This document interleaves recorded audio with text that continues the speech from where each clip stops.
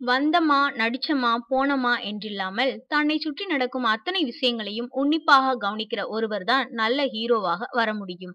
விஜயும், அஜித்தும் இந்த அளவுக்கு முதலிடத்தில் இருக்கிறார்கள் என்றால் அது ஒன்றும் சாதாரண விஷயமில்லை. கவனிக்காத மற்ற ஹீரோக்களுக்குத்தான் சனி சங்கட திசையில். தற்போது விஜய் நடித்து வரும் புலி பட ஷூட்டிங்கில் நடந்த ஒரு நெகிழ்ச்சியான விஷயம் இது. இந்த படத்திற்கு நட்டி என்கிற நடராஜ் தான் ஒளிப்பதிவாளர்.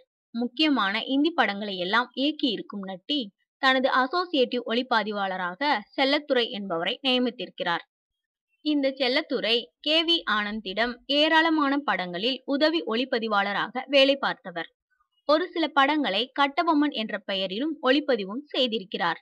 யூனிட்டில் பரபரப்பாக வேலை பார்த்து வரும் செல்லத்துரையை ஓரக்கண்ணால் கவனித்துக் கொண்டே இருப்பாராம் விஜய். நொடியில் முடிவெடுக்கிற ஆற்றல், அவரது வேகமான செயல்பாடு போன்றவற்றில் இம்ப்ரஸ் ஆகியிருக்கிறார். இது எதுவுமே செல்லத்துரைக்கு தெரியாது. இந்த நிலையில் நட்டிக்கு சில தினங்கள் விடுமுறை தேவைப்பட்டதாம். விஜயிடம் அனுமதி கேட்டவர், சார், ஒரு நல்ல பிரபலமான கேமராமேனை கிளாஸ் ஒர்க்குக்கு விட்டுவிட்டு போறேன். அவர் என்னை விட திறமசாலியாகத்தான் இருப்பார் என்று கூறி சில முன்னணி ஒளிப்பதிவாளர்களின் பெயரை படித்தாராம். இதில் உங்களுக்கு யார் வேணுமோ சொல்லுங்க, அவர்களை வரவழைக்கிறேன் என்று நட்டி கூற பொறுமையாக கேட்டுக்கொண்டிருந்த விஜய், ஏன் உங்ககிட்டயே அசிஸ்டண்டாக வேலை பார்க்கிற செல்லத்துரைக்கு மேலே உங்களுக்கு நம்பிக்கை இல்லையா என்றாராம்.